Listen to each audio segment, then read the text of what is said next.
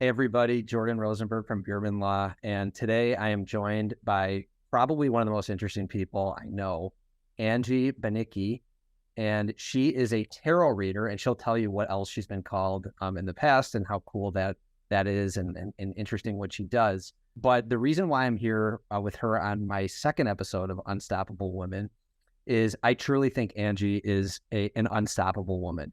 And the fact that she's had this awesome path and different careers and transitions, has a beautiful daughter who I met and my son is in love with, and an awesome husband who I had a great time with during our time in Jamaica.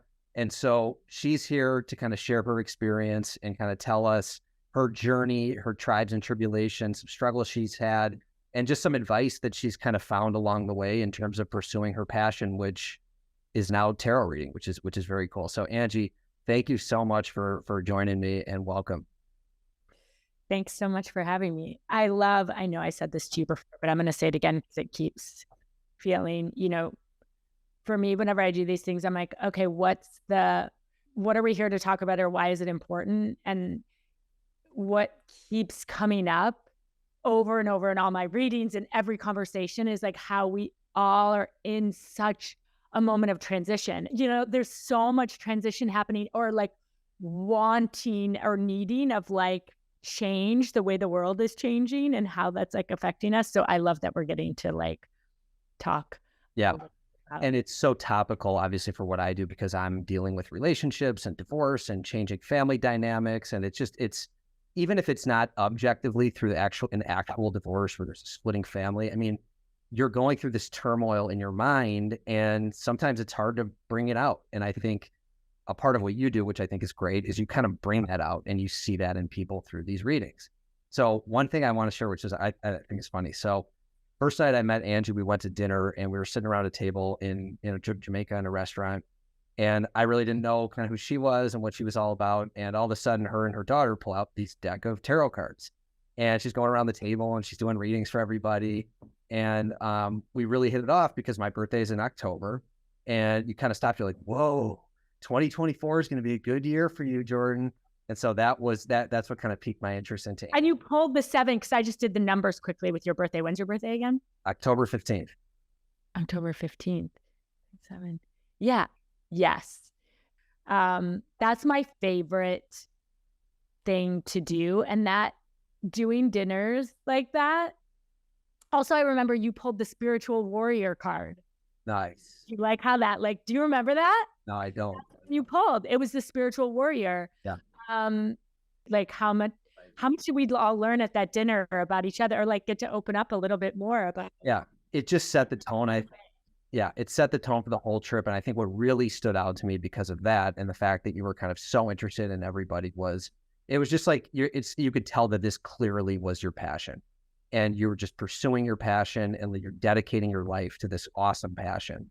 And one thing you said to me when we were kind of talking and prepping for this is you couldn't do it unless your heart is in it. Mm-hmm. And so that's a message that I really want to send through this series, is that don't lose yourself during times of conflict and turmoil, and always keep close your passions and pursue them. So let me kind of start, Angie, with your journey, and tell me, let's kind of start from, I guess, the front end of your professional career, and how did we get to where we're at today, where you're reading tarot cards professionally and made a total living from your passion? Yeah. I mean, it's funny because I feel, as I talked about at the beginning, I'm in such a transition now too. But where I started was like, I went to college, I graduated. I was like, I don't know what I'm doing. I have a communications degree from Northwestern, but I had worked with the Elizabeth Glaser Pediatric AIDS Foundation on an event in Chicago at Northwestern. And the Joel Goldman, who I worked with there, I was like, wait, I love this man. I love how passionate he is. Like, he came and spoke, and part of my job was like taking care of him there. And then he brought out Jeff Probst. We did like a survivor thing. But anyway, that took me to my first job, and then eventually went into work in PR, where again, I met someone at this company and like loved him. And he was like, we need you. And it felt like the next challenge, where I was like, oh, doing bigger, more marketing, right, events. And like, I love that it was my job to like know as many people and get myself out there and talk about the things that I loved. But what happened is like, so you talk about not having like the passion or heart in it. Like I loved that, but I started, in hindsight, I can like see this more clearly, whatever. I just felt like my heart I wasn't appreciating it the way that I was. I was like, this Yeah. is like a spinning cycle. But in hindsight, I can see, oh my God, because I was ready to go deeper. That was so fun on the surface and I could like build these things, but I wanted to go deeper. And then things, the next transition for me really just like a lot of it wasn't overnight, but it felt like all of a sudden I was having these dreams about people and calling them and saying, like, here's what was happening in the dream. And then having reflected back to me, like, I was in some sort of knowing or understanding of what was happening in their life without knowing. Then someone gave me tarot cards and I would like pull them for fun. And it just got to the point where like people were like, she knows, and but I refused to make that my job. I just was like, oh my God, I love this. I'm kind of sick of my job, but whatever. Right. And like, but this is like, because I also loved, I could sit down with someone I was just meeting and go so deep right away. And I realized like, that's where it was becoming such a like, I was like, well, I can make all this money for Budweiser and like get celebrities, or I can like sit there and like cry with someone and like find out about their life and their trials and tribulations, like what they're going through. That's like the struggle, and help them out of it or help them see the other side of it. And I was like, how can I not keep doing this? And people kept saying you should charge for it. And I just like refused until I was just like, I'm dead inside at my other job, like I couldn't show up to it. And then I just like lived, I'm like noticing the parallels as I'm saying this out loud, but like at that point I was like renting my house out to pay rent, but I was living the craziest. You wouldn't know that I couldn't pay rent because I didn't have a job. I was, right. 30 something, but it was just like, I can't not do what I love, but I'm going on these crazy trips and like flying on people's jet. Like, it was like a wild moment where I was like, the universe is taking care of me, but I'm a little bit dead inside. Like, what am I doing? Right. And I'm in Europe, but practicing the cards and having this, like these moments where I was like, life is so fucking amazing. Yeah. Somehow the universe is bringing the money for rent. But like right now we're living in someone's like crazy house that like they didn't trust anyone. They couldn't find anyone to rent it. And they're leaving, like, you guys can like pay whatever your budget is and like put your magic on the house. And so now like living my best life again. But in this moment of like, what's next? Like, I still love to do the cards. And I share this because again, I think we're all in this transition and I still know my passion, but something about the way that I've been doing isn't working for me. I'm like, I hear you. My soul is just like, no, it's the time for the next. It's time for what's next, but we're not going to show you exactly what's next yet. And I feel that in all of my readings and all my reflections with friends, like I'm ready for change, but I don't know exactly what that is, or I want to live differently, or I'm having troubles in my relationship. Right. I feel like, Jordan, I don't know if you're seeing this, but I feel like so many of my clients are just struggling. And I keep saying, we can't make our like husband or our like one relationship our everything. Like we can't. Right. When we expect them to give us be the thing that's like financially taking care, like doing and it is like emotionally taking care of us and is all the things, it's just not going to work. Like one person cannot give all that to you. And so what does that, what does that look like? What does that change? I keep saying, I want to go live on a commune, like, but like in talking to people, I'm like, how are we finding new ways of connecting and like changing? And for your job, there are just people that are finding like the way that their lives are going in relationship, it's just too separate in order to fit. And so then how does that look? Talk about transition, right? Like, how does that look for your kids? What you just kind of shared with us, it's a story that you just don't hear that often, right? And to me, it's something that it's beyond the Budweiser and the big names with the BlackBerry, and that you have this kind of cool, interesting job where, and it's not a job, it's a career and it's a passion of tarot reading. I mean, beyond that, it's a true story of just like following your heart and like pouring your energies into it and sort of just letting the universe take care of the rest. And if you're good internally and you're your strongest self and you're surrounding yourself with good people and you're kind of with it, the world, your relationship, your children will all follow with it. And so that equivocate, I mean, that's unequivocal in And terms. all of that said, it's not easy. No, and it's almost, and it's I'm not saying this in a negative way, but it's almost like satisfying your own selfish desires first before helping others and letting other people enjoy the fruits of yourself. I mean, what do they say on an airplane, right? If their plane's going down, help yourself before helping others.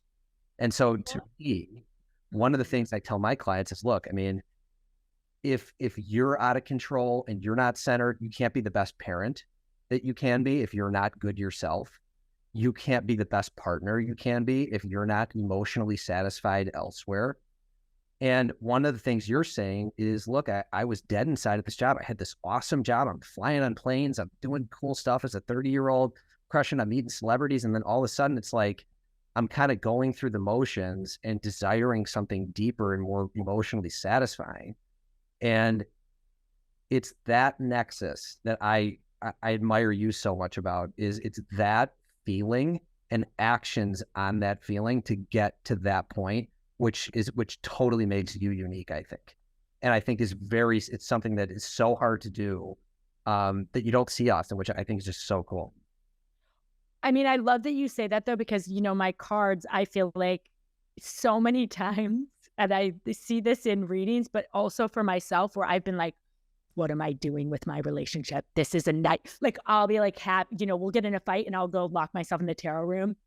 And I'm like pulling all the cards, and the cards are like, you have important things to do in the world, get to work. Like, they just ignore everything about, I'm like, they're not telling me what to do about this relationship, because they're like, you need, exactly to your point, Jordan, exactly to your point. Like, they're like, get you good.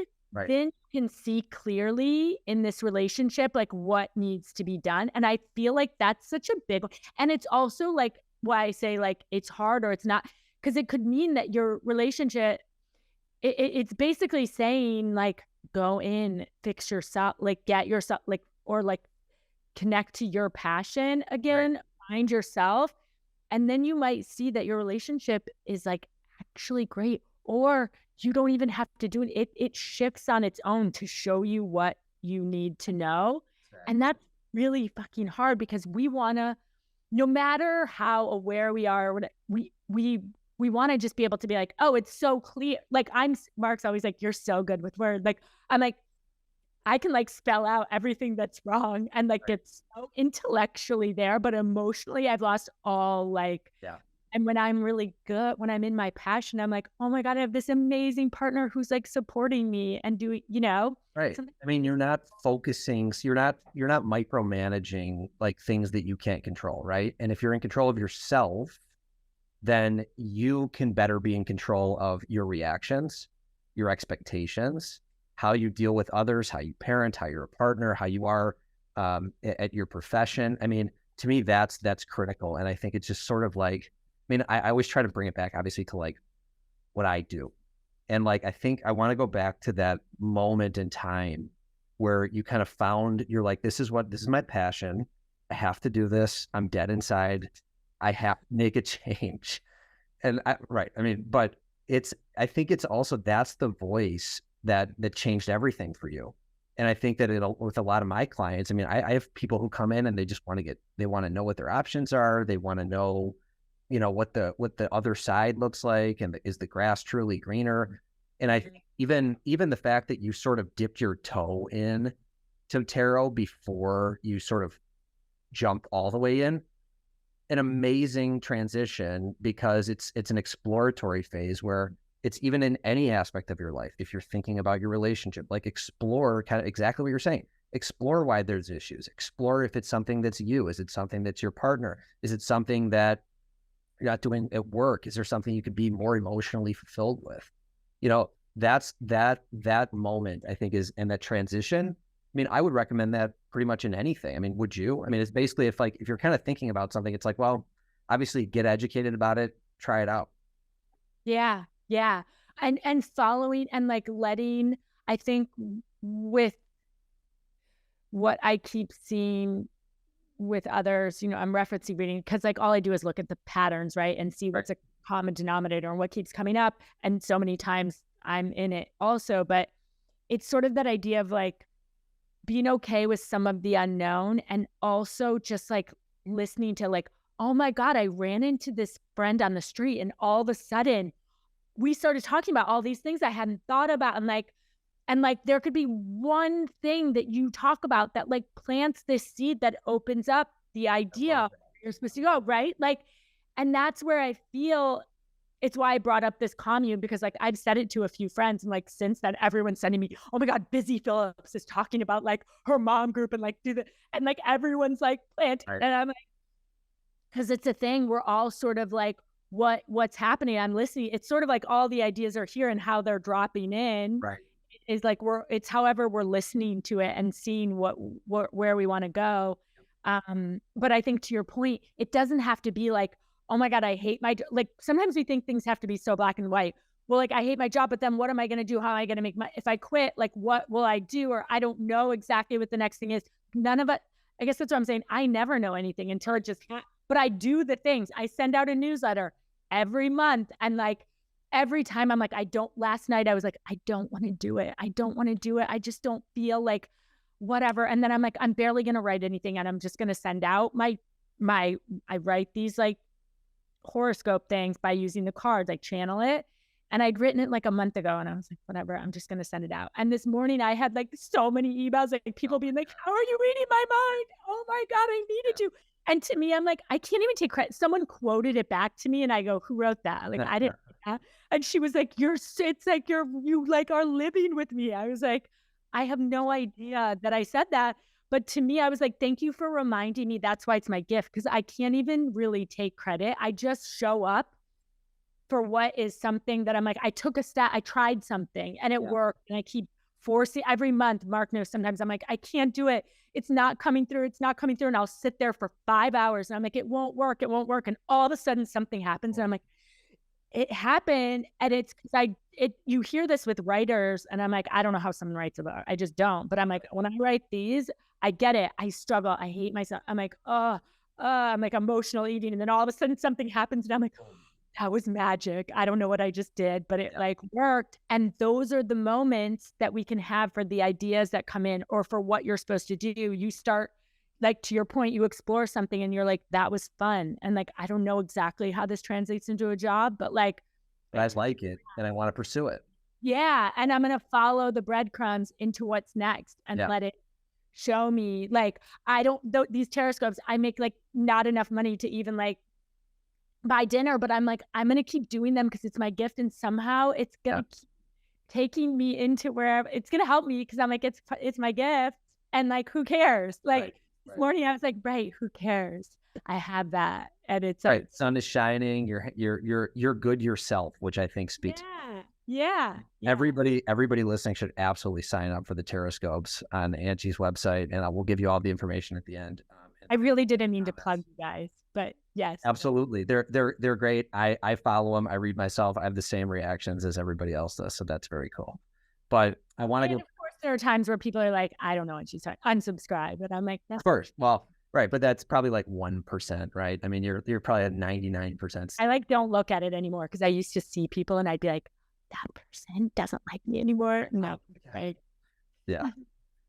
One thing I want to go back to also, which again is just so topical for the concept that we're talking about today, and then even what I see my clients is a huge part of your journey, Angie. It's just really clear that like it's the people that you surrounded yourself with, and just like you were saying before, is actually listening and being present to people that you're surrounding yourself with, right? And even from early on, you kind of glommed on to somebody, I can't remember who the name was, but it was like person to person to person. And then along the way, you're surrounding yourself with influential people. You're surrounding yourself with people who are going to make you better, right? And in my case, it's a therapist, it's a financial advisor, it's a trusted friend, it's a sibling, it's somebody who's going to be your support system to help you grow through the divorce process, and not only in life in general. And so to me, it's not only surrounding yourself with good people like you did, but it's also listening to their feedback and listening to their commentary. And like you said, it's just like an idea comes from somebody, because you never really know where the next piece of advice is going to come from. And so someone said something to you, and then you're like, huh, that kind of makes sense to me. You explored that through that process, grew on it, and then boom, now you're kind of doing what you're doing. So I love that about your journey, and that's something I talk about very often with my clients and walking through the process. And it's just make sure you're surrounded by good people. And to me, that's the ultimate support. And also, I have this thing, because I struggle whenever, there's like a quote of Will Smith, which actually now is like kind of funny with where he went, but he was like, the 5 most important people in your life, like, should be like better than you, or should like inspire you. And I've always had like a little bit of a problem with it, because I have also realized that we can like grow with the people with us. So like, I know a lot of like very influential like people, but it doesn't mean that I also notice the people who are showing up for me, and sometimes the lessons in those people. Like right now, this morning, I was like texting Mark, and I was like, these 2 people, their egos, and they're pulling me in between it, and I have to work with both of them. But like after I typed it out to him, I was like, but I also know that like part of my role is like working and figuring out how that's going to work for all of us, or trust, because I'm trusting that the situation has presented itself in my life in this way for me to grow and learn. And it's like, sometimes we have the harder lesson, like even in the divorce, like if you're going to be co-parenting, like I'm sure you deal with this all the time, where it's like, you're still in relationship for the rest of your lives. You have kids together. So you made a choice. So there isn't just just uncoupling. It's just not, you're still partnership for your kids. And so it becomes like, you've brought in this lesson, and like, how are you going to show up to that? And it's not just like getting through it. It's like figuring out the partnership, right? Or figuring out. And so I've been like having that moment a lot too, where it's like the magical ones, like my friend that was like, I mentioned at this dinner your names and how I got this house, right? I'm like, she's like my magical friend, that when and sometimes like things like aren't easy between us too, but like I love her because I know she gets me, and we're here. Yeah. But then it's also the others that are like it's like the hard stuff too, because then once you work through that, I guess that's where with that, like, surround yourself with the 5, it's like, yes, but also pour your love and gratitude into the ones that are around you. Right. Because then, and that's where I always tell myself, like, when I get really frustrated, I'm like, okay, if I'm not supposed to be in relationship with these people that are like, I'm like, it will fall away, and I have to show up my best now. Oh my God, the song okay, I haven't told you this, but I had a reading right before this, and the music was like, the music was like talking to us. So I'll put on a playlist and just hit shuffle. Yeah. Song just switched to Got Till It's Gone, which is what I look at when relationships are really hard, rather than just being like, and I'm saying this more in like friendships, in like people in business, and like when you're just so frustrated, it's like, I always am like, but maybe part of my role is lifting them up with me, or trusting. And then knowing the people, like I have one client and I'm always like, if everyone could like be like him, I feel so support, like if I needed anything, he would be there. And like, it's like a shared, we're both vibrating up here. And so whenever I'm struggling with another, I'm like, I want to pull, maybe I'm pulling this person up, or as long as I'm showing up, vibing up here, they'll fall. It won't work out. It'll fall away on its own, rather than just like creating more of the tension that is there, because it's like, we're not aligned with how we want to work. Sorry. I feel like that. Yeah. I've been like struggling with that idea of like, because sometimes I'm like, yeah, wait, why am I not just surrounding myself? Like, but then I'm like, no, you can't always force who's in your life either. What, you're going to force friendships, or like, no, are you going to show up for who's there with you and try to like lift them with you? Right. Yeah. Of course, embrace what you have, cultivate what you have. I mean, it's like a plant, right? If you don't water and take care of the plant, and like there's just someone actively from the outside handling it, I mean, if it's giving you fruit, then it's a symbiotic relationship there, right? Yeah. I was going to say, like, I mean, I feel like you and I are kind of like vibing in the upper level too. But anyways, So I don't want to spend too much more time on me. I want to talk a little bit about like how does somebody reach out to you, Angie, and what does a typical session look like? Like, what is tarot card reading? So if someone says, Angie, I really want you to help me out, like, what can they expect? The process, what does that look like? And like, how does that work? So it's, it changes every time. And I like hate to put too much on it, because the way I said I sort of channel in the writing, I would say that shows up in the reading. So I always just say I'm a tarot reader, but really what happens is I sort of get into it, and I'm pulling cards, and they sort of help unlock for me what the person is maybe going through, or I'm feeling into them. And I just kind of just will share what the cards are saying and what I'm feeling. And then we'll talk through a lot. I've also so as I say, it's like evolving. What's been happening with some of my clients that I talk to more is like a lot of times I feel like I'm like, oh my God, my listening is shifting them. Like my space holding as they're like talking through things. It's like a relief. Like someone called me the other day and I went and like had so much diarrhea, but she was like going through this dark stuff. I was like spelling all of it, and I was like, oh my God, my stomach hurt. Like I felt great right before. And I was like, and I went in the bathroom and I was like, oh my God, I just like feel like I put that on and like released it for her, but I never told her. Like, good. I'm just like, she's always like, we need your spiritual guidance in the world. And I'm like, I like did it. That's so funny. But not that I think that. But anyway, I pull cards. I do numerology. I sort of channel. Sometimes there's like a little astrology. And yeah, and it becomes sometimes different things will come through in the reading. But I say for the most part, it's like the song just switched to Upside Down. Yeah, it like that's how I feel when I try to describe it. Right. But it's kind of like a consulting session with a lot of like magical woo-woo in it.